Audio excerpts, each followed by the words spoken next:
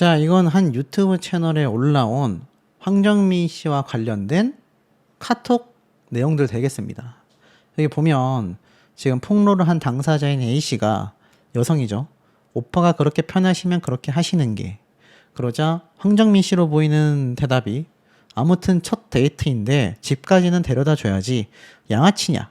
그러자 이 여성은 확 웃더니 전 길에 놔둬도 잘 들어가요. 아무튼 뭐 그건 내일이라는 이야기를 하기도 합니다. 자, 그리고 나서 그 다음 대화 내용을 보면 이러한 말이 있습니다. 내일 보자. 너무 설렌다. 자, 설렌다라는 표현을 여기 황정민 씨가 하는 모습이 보이고요. 또 그 다음 걸 보면 너 내일 차 가져올 거니? 택시 타려고 하긴 했어요. 그래, 내가 가져가려고. 둘 중에 하나는 차 가져가야지. 아무튼 내일 봐요. 라는 말을 꺼내기도 했습니다. 자, 그러다 보니까 이 황정민 씨가 사실상 황정민 씨가 대화를 주고받았다라는 카카오톡 내용이 이 유튜브 채널을 통해 단독 공개가 되기도 했습니다. 자, 그러다 보니 어떻습니까? 이번 황정민 씨 사태가 지금 미친 듯이 기사와 댓글 내용이 빗발칠 수밖에 없는 상태라는 거죠. 자, 황정민 씨가 사생활 의혹을 바로 해명했지만 사랑꾼 이미지에는 타격이 어쩔 수 없었다. 이런 기사가 눈에 보이실 겁니다. 이번에 황정민 씨가 호프의 주인공으로 나서게 되면서 굉장히 많은 이슈와 굉장히 큰 관심을 받아오고 있었는데요. 급기야 호프 시사회에도 여전히 참석하는 행보를 보여주기도 했습니다. 하지만 여전히 온라인상에서 불거진 사생활 의혹 즉각 부인했음에도 그동안 쌓았던 이미지에 적지 않은 타격이 예상이 될 수밖에 없다라는 겁니다. 자, 하지만 황정민 씨 소속사는 공식 입장을 냈고 계속하여 스토킹 범죄 피의자다라고 전면 부인을 한 상태이기도 합니다. 자, 스포츠 경향이 이미 A씨 역시 황정민 씨를 상대로 민사소송을 제기했다라고 보도한 바 있는데요. 황정민 씨가 사적인 관계를 바탕으로 우리 사업도 하자, 소설 창작도 하자라고 제안을 했다가 일방적으로 파기했다라고 주장을 한다라는 건데 양측이 상반된 주장을 이어가고 있는 가운데 황정민 씨의 이미지 타격이 불가피할 수밖에 없다라고 설명하고 있다라는 겁니다. 그동안 여러 예능 방송과 공식 석상을 통해 아내를 향한 각별한 애정을 꾸준히 드러내왔기 때문이기도 한데요. 이 황정민 씨가 특히 24년도 백상예술대상에서 서울의 봄으로 최우수 연기상을 수상할 때 아내를 언급하며 눈물을 보이기도 했습니다. 이 당시 때 저를 배우랍시고 서 있게 해준 정말 존경하는 우리 아내에게 이 상의 영광을 돌리겠다라고 말을 했고요. 영화 베테랑2 개봉 당시에 진행된 인터뷰에서도 아내에 대해 삶에서 최고로 제일 친한 친구다. 모든 사람들이 내게 손가락질을 하여도 그 사람은 나에게 손가락질 하지 않을 거다. 오로지 믿고 있는 사람 중에 하나다라는 사랑꾼 면모를 내비추기도 했습니다. 자, 그러다 보니 대중들의 반응이 나뉘게 되어 남자 배우들 사생활이 엄청나다. 사실이면 실망이다. 이런 말이 있었는데 급기야 이 황정민 씨를 폭로한 A씨 불륜녀 의혹을 받고 있는 여성은 호프 영화의 미국 배급사에도 메일을 보내게 됩니다. 변호사와 입장을 준비하고 있다. 이런 기사까지 올라오게 된 거죠. 사태가 굉장히 커지고 있습니다. 영화 호프가 이제 막 개봉을 하여 굉장히 많은 분들이 지금 보고 있는 가운데 호프 제작사와 국내 배급사, 해외 배급사에도 이 의혹을 폭로 제기를 하게 된 겁니다. 자, 그러다 보니 호프 측의 사실관계 확인을 이 미국 배급사에서 요청을 했다고 해요. 호프 측에선 황정민 측의 사실관계를 확인한 뒤 황정민 씨의 고소사실과 법원의 스토킹 혐의 인정 및 처분 내용을 전달했다라는 후문도 있었습니다. 자, 결국 호프 영화의 투자 배급사 역시 해당 건은 황정민이 스토킹 피해를 입어 이미 법적 조치까지 이루어진 사안이다. 악의적으로 편집된 내용을 앞세워 양사를 비롯하여 호프의 파트너사들에게 메일을 보내고 SNS를 통해 굉장히 업무에 방해를 하고 있다. 라는 입장문을 발표하게 된 겁니다. 자, 이 A씨가 결국 많은 배급사와 제작사에 메일을 보냈었다라는 거죠. 결국에는 어떻습니까? 알고 보니 이 A씨는요, 황정민 씨와 둘만의 블로그를 운영했었다고 합니다. 해당 블로그에 게재된 자신의 작성한 글 100개 중에 모 문학상에 응모한 단편소설 2편을 포함한 10개의 글이 유출됐다라고 주장을 했는데, 황정민 씨와 소속사에게 유출 경로를 확인하려 했지만 반복적인 무시와 은폐, 피해 사실에 대한 조직적 함구와 2차 피해, 개인적 작품 및 정보 무단 유출, 정신적, 직업적 손실과 고통을 겪고 있다고 A씨가 주장을 한 겁니다. 뿐만 아니라 이 황정민 씨 측에서의 이 즉각적인 스토킹 범죄를 바탕으로 한 악의적 범죄 행위다라고 이야기를 했음에도 이 폭로녀인 A씨는요, 변호사와 공식 입장을 준비 중이다라고 이야기를 한 바 있다라는 겁니다. 자, 그러다 보니 이거 보통 아니다라는 말도 많이 나오고 있습니다. 그 와중에도 황정민 씨는 사생활 의혹의 입장을 밝히고 예정된 일정을 아무렇지 않게 소화하는 모습을 보여주기도 했습니다. 자, 결국 이 감독과 함께 출연한 배우들까지 다 공식 석상에 나와 이렇게 시사회를 정상적으로 진행을 했다라는 건데요. 호프 무대 인사 오른다라는 기사와 함께 왼손에는 결혼 반지가 반짝였다. 사생활 루머 속에서도 황정민 씨는 당당한 행보를 보여주었다. 나홍진 감독, 조인성, 정호연 등 동료 배우들과 함께 용산구에서 진행된 호프 영화 무대 인사에 직접 나섰다라는 겁니다. 그러니 어떻습니까? 왼쪽 반지가 반짝거리며 결혼 반지가 스포트라이트를 받았고 일각의 억측을 불식시키려는 듯 가정을 향한 무언의 메시지를 전한 게 아니냐라는 해석까지 함께 나오고 있습니다. 대중들은요, 루머 속에서도 아내와의 반지를 끼고 나온 디테일한 메시지로 보여진다. 스토킹 피해자의 폭로로 고통받으면서도 팬들과의 약속을 지키는 모습이 프로답다. 많은 옹호 의견이 남겨지기도 했습니다. 황정민 씨를 폭로했었더니 SNS 계정에는요, 이번 사태가 기사화되고 나서 새로 올라오는 폭로를 많은 분들이 기다리고 있는 상태인데, 자, 그 중에 몇 가지를 보여주면, 영화 호프를 위해 출연을 했었던 예능 방송을 이렇게 캡처를 해가지고 뭐라고 이야기를 했느냐. 진짜 징그럽다 징그러워. 틈만 나면 같은 소리. 틈만 나면 불륜할 생각하는 인간 불러다. 괜히 폐기회차 만들지 말고 알아서 그만해라. 그리고 SBS는 왜 취재를 하다 마는지 모르겠다. 황정민 씨에 대한 추가 폭로를 끊임없이 하고 있는 상태입니다. 황정민 씨와 전화통화를 했었다라는 내역을 이렇게 함께 국제통화를 했었던 내용을 공개를 하면서 뭐라고 지어져 있냐. 이 방송 장면에 참고로 저 중간에 노인네라는 이름으로 카카오톡 걸려온 것도 황정민이다. 싸워서 이름을 노인네로 바꿔놨을 때라 저렇게 찍혀져 있다. 약간 싸우고 시간을 갖자라는 얘기에 동의를 했을 때라 24년도 10월 3일부터 그렇게 하기로 했다. 시간을 갖자는 건 말 그대로 서로 연락하지 않고 내가 자기 전용으로 설정해 놓은 멀티 프로필도 안 보기로 한다는 얘기였다. 하지만 웬걸 출국하고 나서 지독스럽게 수단과 방법을 가리지 않고 문자와 전화와 카톡까지 내가 답좀 안 했다고 국제전화인 거 다 찍혀서 전화를 했고 통화 중 어쩌고 하는 것도 다 나와져 있다. 온 가족 통화와 동시간대라는 게 첫 번째 포인트다. 이 통화에서 야설 요청을 한다라는 게 두 번째 포인트다. 이 시대의 참 사랑꾼의 모습이다. 원통하다.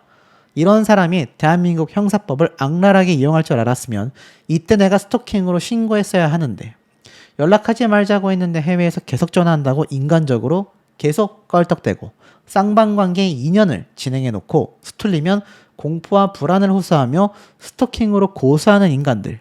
정작 그 상대방이 진짜로 공포나 불안을 이야기했을 때 본인들은 귓등으로 듣지도 않았다. 황정민은 진짜 심했다. 통화 액체 버젓이 본인은 정신적 피해는 피해로 안 친다라는 선언을 당당하게 한다. 자기가 상대방을 손찌검하거나 돈을 뺏은 게 아닌 이상 잘못한 게 없다고 윽박지르고 소리 지르지만 정작 본인은 손찌검도 돈도 뺏지 않았다. 눈앞에 나타나지도 않은 내가 무서워 죽겠다며 정신적 피해를 호소하여 사람을 감옥에 가두라고 발광한 인간이다. 정작 민사 책임은 지금까지 단 한 글자도 답변을 못하고 있다. 형사고소할 때처럼 당당하게 허위사실이라고 이야기를 해봐라. 잘 구성해 놨더라. 민사는 온갖 성명, 조회까지 있어서 그런 거냐. 형사는 합법 절차라던가 형사도 똑같아 보인다. 그러니까 형사소송에서는 황정민 씨가 이겼을지 몰라도 민사적인 소송에서는 아무런 답변을 못하고 있다. 이렇게 주장을 하고 있는 거죠. 어디 그뿐입니까? 여기 보이시죠? 황정민 씨가 또 가족과 통화를 하던 예능방송 장면을 캡처를 떴습니다. 8살짜리 아이가 엄마한테 학교에서 뭐 했는지 자랑하는 수준이다. 라면서 매일 아내와 통화하며 일상을 나누는 스윗한 황정민이다. 아들 사랑도 넘친다고 하더라. 라는 내용을 보고 이 폭로자는 또 격분합니다. 도저히 못 견디겠다. 와이프 집 나갔다고 나한테 전화하여 집 오라고 내가 힘 한번 써주겠다라고 한 인간이다. 본인 당시 프로모션 촬영 동시 진행으로 몸이 망가져 힘들다고 맨날 징징거리길래 공진단을 지어주면 먹겠냐라고 물었더니 그거 먹으면 남자가 힘 불끈하는 거 아니냐? 먹고 너한테 써주면 되는 거 아니냐? 아니 그렇지 않냐? 너도 원하니까 나한테 약 지어주는 거 아니냐? 너한테 힘 써주면 되는 거냐? 그 통화를 한 다음 주가 휴차가 좀 길다라고 하며 저번에 만난 것처럼 둘이서만 만나주면 안 되냐고 때를 썼다. 엄마한테 하듯이 자기가 녹화하면서 있었던 일 미주알 고주알 다 보고하는 것도 맞다. 와이프가 집 나갔을 때 나한테 그렇게 했다. 그때 녹화했던 짠한 형 나영석 유튜브였다. 그러면서 건강검진을 하면 돌아와서 내장 융털 개수도 말할 인간이다. 루마니아 가기 전에 검진하고 돌아오는 길에 또 주절주절했다. 편지는 나한테 받은 것들이 어지간히 감명이라 나한테 관심을 가졌다고 자기가 이야기를 했다. 그래놓고 엉뚱하게 자기 와이프한테 손편지 답장을 쓰고 앉아있다. 내 편지에서 베껴다 저기다 썼을지 어떻게 아냐. 근데 애초에 뭐 저녁 메뉴 먹고 싶은 거 써놨을 가능성이 높다. 처음 둘이서 만나던 날 술자리에서부터 혼인 파탄 사정 강조하던 인간이니까 연예인 사랑꾼 홍보 중에 진짜가 한 명이라도 있다면 데리고 와봐라. 뭐 이런 얘기를 합니다. 근데 좀 적어놓은 폭로 글들이 뭔가 말을 하기가 굉장히 어려워요. 제가 영상으로 설명을 드리면서도 뭔가 말하는 게 앞뒤가 맞지 않고 좀 횡설수설하는 느낌이 상당히 많이 들고 있다라는 겁니다. 자, 이런 부분들만 놓고 봐도 어떻습니까? 이 황정민 씨를 폭로한 당사자의 이야기가 정말 확실한 건 맞을까? 많은 분들의 의구심이 현실화되고 있다. 이렇게 말을 해도 과언이 아닌데요. 문제는 이 정도가 아닙니다. 여기 보니까 황정민 씨가 22년차 아내를 두고 풋풋했던 과거까지 다 드러났다라는 기사가 하필 이 타이밍에 올라오기도 했고요. 나아가서는 황정민이가 야설 써달라고 한 게 그래서 정확한 시점이 언제라고 풍양고 녹화하고 있을 때 베트남에서 여보 여기 너무 좋다. 나중에 애기랑 뭐 어쩌고 하는 통화 전후다. 이렇게 말을 하기도 했으며 또 나아가서는 이 황정민 씨 사태가 결국 커지다 보니 이런 기사까지 나옵니다. 불륜을 주장하는 여성 A씨, 황성민 아들에게도 DM을 보냈다라는 파문이 나온 겁니다. 그러니까 미성년자인 황정민 씨의 아들에게도 메시지를 보낸 거란 거죠. 이 A씨 말에 따르면 황정민 소속사와 공방 과정에서 당시 학생이었던 2006년생 황정민 씨 아들에게 SNS를 통해 메시지를 보냈다고 합니다. 그 당시 불륜설뿐만이 아니라 해당 매체의 황정민과 둘만의 블로그를 운영했다. 뭐 앞에 말씀드렸던 내용들 그런 것을 전달하는 메시지를 보냈다라는 거죠. 하지만 A씨는 협박 폭로가 아니라 소속사 측의 경고 이후 정상적인 루트가 모두 차단되어 어쩔 수 없이 황정민 아들에게 전달만 요청한 것뿐이었다라고 말을 했습니다. 자, 이러다 보니 아마 소속사에서 스토킹 범죄로 고소를 했고 결국 300만 원의 약식 명령이 나오게 된 과정이 아니었을까라는 생각이 들어요. 근데 진짜 마음이 아픈 건 황정민 씨의 소속사 대표가 누구냐? 2004년 뮤지컬 배우 출신 제작자이자 소속사의 대표인 김미혜 씨라는 겁니다. 그래서 황정민 씨의 아내를 검색을 딱 해보면요.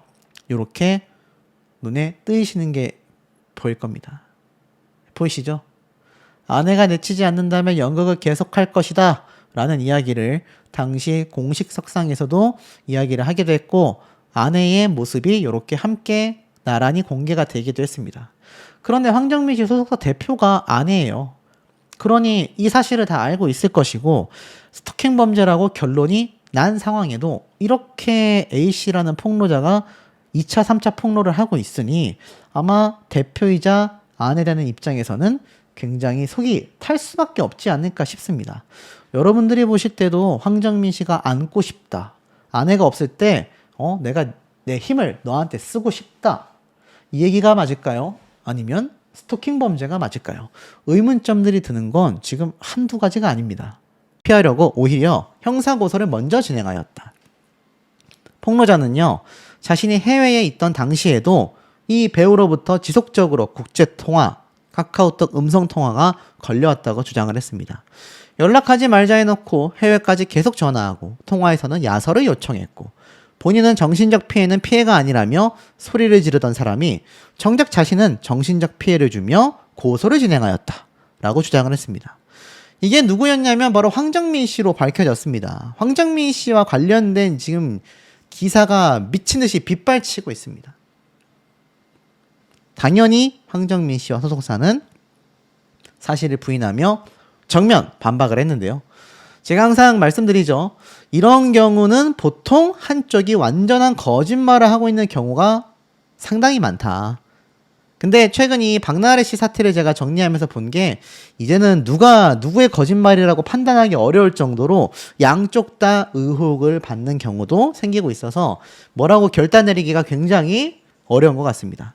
황정민 소속사 측은요, 이 의혹 확산에 내용을 인지했고 입장 정리 중이다 라는 이야기를 빠르게 밝힌 바 있습니다.